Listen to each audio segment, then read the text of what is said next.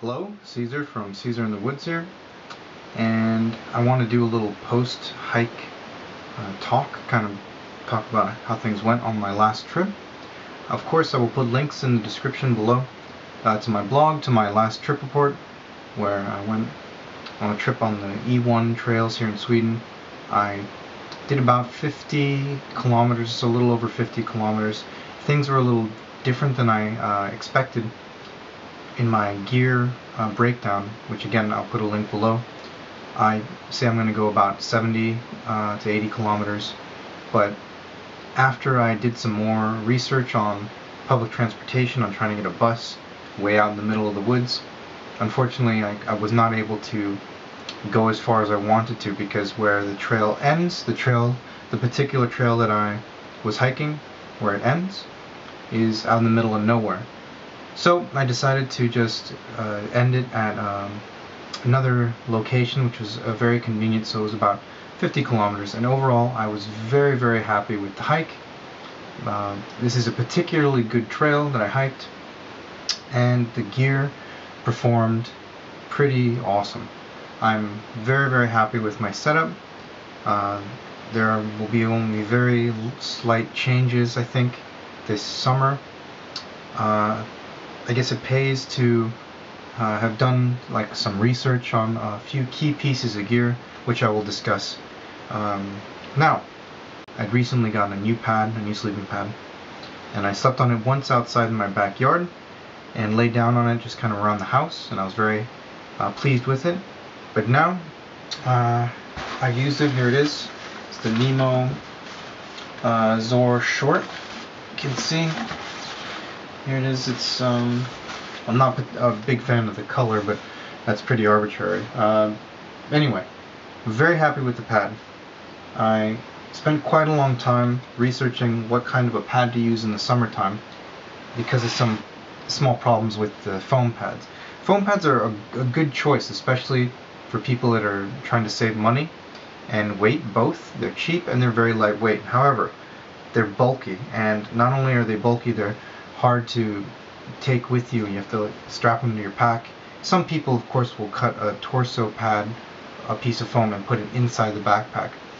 And I found this to be kind of a pain, so I wanted to have a short inflatable pad I could fit inside the backpack to use, and that kind of I had a checklist of things that I wanted it to be, and this one really fit the bill. And I can say that this is definitely the solution. But anyway, the question is, will it replace the NeoAir? And the answer is no, of course not. Is it more comfortable than the NeoAir? No. Is it warmer? No. But that's okay. It's very good for what it does in this particular season. Is it more comfortable than a foam pad? Absolutely. It's definitely more comfortable. It's definitely warmer. In fact, I was pretty impressed. It was slightly warmer than I thought it would be. At least just the subjective feeling of the warmth was warmer than I thought. Much warmer than a foam pad. I should also add that the Nemo pad, the Zor pad, has a really nice inflation valve. It's easier to use than actually the NeoAir X-Lite, or actually any other sleeping pad I've had. It has a really good valve to inflate and deflate, and it's very, very easy to use.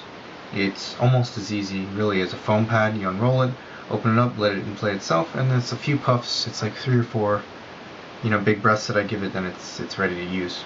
Now, I was lucky in that there are a few trail shelters along the way that I slept in, and so I haven't had the experience of using it kind of on the floor of the forest, which that's actually very comfortable. I've actually slept on the floor like on just a mossy floor without any kind of sleeping pad at all, and that has been fantastic sleep for me. So I think if I were to use this pad out on like the forest floor, that would be just even more comfortable. That would be like really, really comfortable. So I'm looking forward to using this pad more in the future, and I think yeah, I really kind of cracked this puzzle I was trying to solve of having something I could use for a long time, not have to replace, comfortable, lightweight, and this is the solution, I think. So that's kind of the one big piece of gear that was new I wanted to talk about. The next is my Golight poncho tarp, which again I don't really feel like dragging out. There's some pictures of it in action on my blog in the trip report. You can check it out. I didn't have to set it up as a shelter. I used it only as protection from the rain, which it did phenomenal. I've only used it before as a shelter, and on my last trip, on this trip, it was only used as clothing, as rain gear, and I stayed incredibly dry. In the summertime, I don't care if I get kind of wet, which is why I did not bring. I have a few pairs of rain pants. I didn't bring any rain pants because I don't care if my legs and my from the knees down, my legs and shoes and ankles get wet. That's fine. I don't care. It's warm enough that it's not a big deal. It dries off pretty easy, and I just wear a thin nylon running pants anyway. So, but from the knees to my neck, I was very dry. I wore, actually on this trip I wore 2 t-shirts, which is something I should also briefly discuss, was a nice change of pace. I wore 1 cotton shirt, similar to this kind of shirt, just a cotton shirt, and 1 synthetic shirt, a football jersey. And I would switch back and forth between the synthetic football jersey and the cotton shirt, or wear them both if it was a little chilly. The temperatures range between, I would say, 8 and 14 degrees centigrade. I should note that the temperatures, that when I say 8 to 14, those were the low chilly temperatures. It did get, when the sun came out and when it was in the middle of the day, it was warmer, maybe 20 degrees or a little more when the sun was out, just to clarify. It was slightly different than the initial weather reports. Much more rain. I said in my gear breakdown there would be scattered showers. It was not scattered showers. It was, on the first day it was scattered showers. The second day it was just pouring down rain all day. But anyway, very happy with the Golight poncho tarp as rainwear and also as shelter. Now I've used it as both. I haven't used it as both in the same trip. I think it would perform fine under those circumstances. Of course, that's not ideal. I don't think anybody wants to be setting up a shelter in the pouring down rain, but I think I would get just as wet taking off the poncho and then switching it to a tarp as I would setting up a tent or another tarp or whatever. So I'm confident that I could set it up in heavy rain and be fine with it. So what I'm trying to figure out is, will this poncho replace my rain jacket, which I have a Z-Packs rain jacket, the older model rain jacket. I'm not sure. We'll see. When the temperatures get cooler, I will definitely want to have my rain pants. But now the question is, do I ditch my backpack cover? I have a Cuban backpack cover, and ditch the jacket and just use the tarp. And then of course I can ditch my other shelter and just have the rain poncho as the shelter. I'm not sure yet. We'll have to see. I'm leaning towards it though, because I'm quite happy with it. So we'll see. But anyway, that was it as far as the gear goes. Everything else just worked great.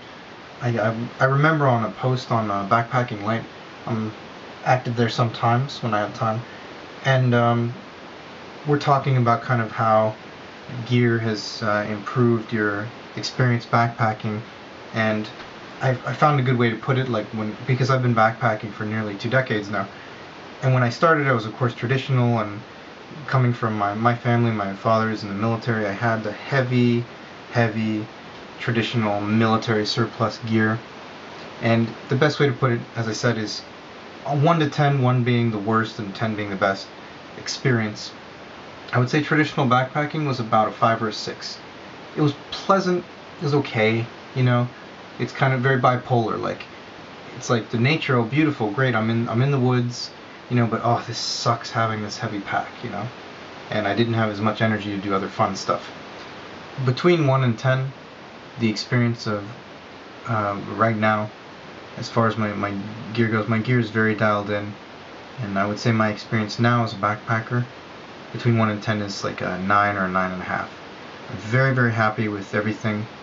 I only kind of tweak things here and there, and I love going backpacking. The experience has only gotten better as I've gotten more and more involved, learned more, tried more things, opened up my mind. It's been a great experience. Looking forward to many more trips and to putting my gear to use. Now, I want to say one last thing about some cool stuff. Actually, I have to say thanks again to Stick. Stick is I'll put a link to his channel below too. He's a great source of information. He's really got his ear to the ground with a lot of things. And one thing that I noticed on his Facebook page is that he was talking about these little tabs. These are tabs from this store called Lush, and I happen to be in the city. I have a few of these stores around and where I live, and I picked up some of these tabs, and here they are. I used one this morning to brush my teeth, and it worked great. Very happy with it. Tasted good. It was foamed up. Really, these little things foam up quite a lot. This baggie here has got enough of these little tabs for 3 days, and it weighs 3 grams. So you're looking at about 1 gram a day to brush your teeth. I guess if you brush your teeth more, like 3 times a day. I brush my teeth twice a day. It'd be 2 grams or something like that. So that's awesome. Not just the weight though, but the bulk. Like using this, not only is it weight, but it's bulk. Like the edges, I had to trim the edges so it doesn't poke through anything. This is a small kind of nuanced thing for like serious gram nerds, fine. But yeah, if you are interested in using these tabs to brush your teeth, highly recommend it. I'll be using this from now on. It's really, really cool. So that's about everything I wanted to talk about. Everything worked great on the trip. Hope this is helpful. I'll do more trip reports in the future. Of course, will be on my blog. I'm trying to do more videos too. And yeah, thanks for watching, and goodbye.